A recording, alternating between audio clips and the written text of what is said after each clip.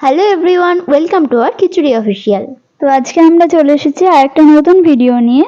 আজকে আমরা যাচ্ছি বৈদ্যবাটি চৌমাথার অনুকূল ঠাকুরের মন্দিরে। এই মন্দিরটির আজকে প্রতিষ্ঠা দিবস। চলো এবার মন্দিরের ভেতরে তোমাদের নিয়ে যাই।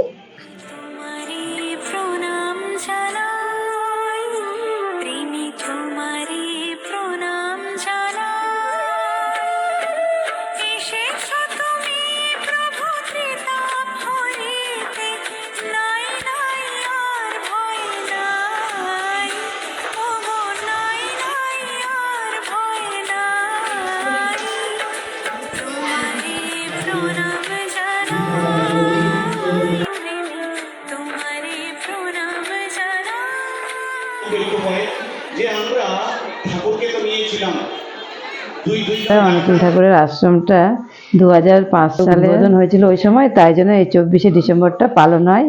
ওই জন্য প্রতি বছরই এই 24শে ডিসেম্বরটা এখানে অনুষ্ঠান হয়। মহরম আনন্দ সবাই মিলে করে, গান বাজনা ঠাকুরের কীর্তন এইসব হয়। যত সবাই আসে আমাদের এই বৈদ্যবাটি অঞ্চলে সবাই আসে।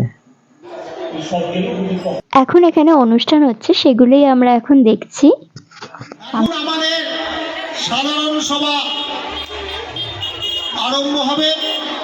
পুত পবিত্র পাঞ্জাধারী কর্মী আছেন এবং গুণী ব্যক্তি আছেন, তাদের সকলকে আমি আবাহন করছি।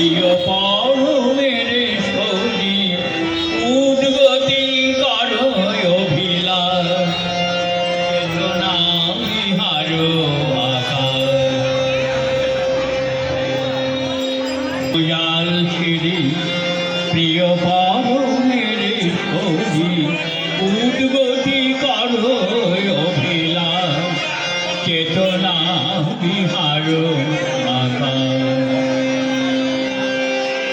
প্রাণের ঠাকুরে ধরে সপে দাও আপনারে দীন করো ভক্তি বিশ্বাস প্রাণের বিহার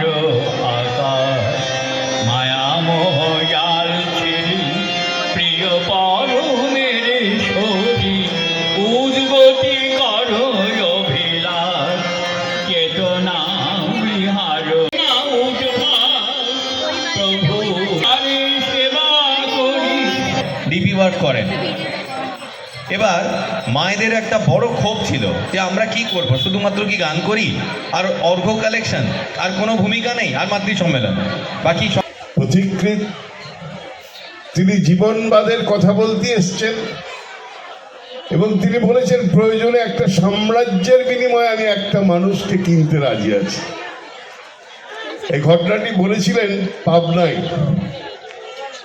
তখন তাহলে কিন্তু মনে হবে না প্রণাম করা হয়েছে, শুধু প্রণাম করার কথা বললাম, বাকিগুলো তো সব কিছু তো বলা যাবে না।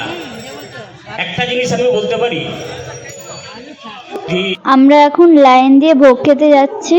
সামনে অনেক লাইন পড়ে গেছে। যারা নিচে বসতে পারেন না তাদের জন্য এখানে খাওয়ার ব্যবস্থা আছে, টেবিল রাখা আছে, আপনারা দাঁড়িয়ে খেতে পারবেন। এছাড়া নিচে খাওয়ারও ব্যবস্থা আছে।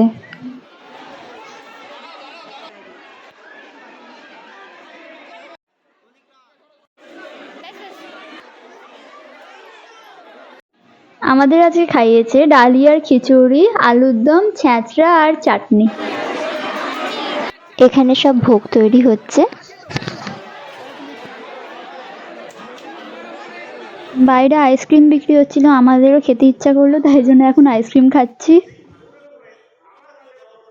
আমরা এখন বাড়ি ফিরছি। আমাদের ভিডিওটি আজকে এইটুকুই। দেখা হচ্ছে পরের ভিডিওতে। এই ভিডিওটি যদি ভালো লাগে লাইক, শেয়ার অ্যান্ড সাবস্ক্রাইব করে দেবেন। কমেন্ট করে জানাবেন কেমন লাগলো।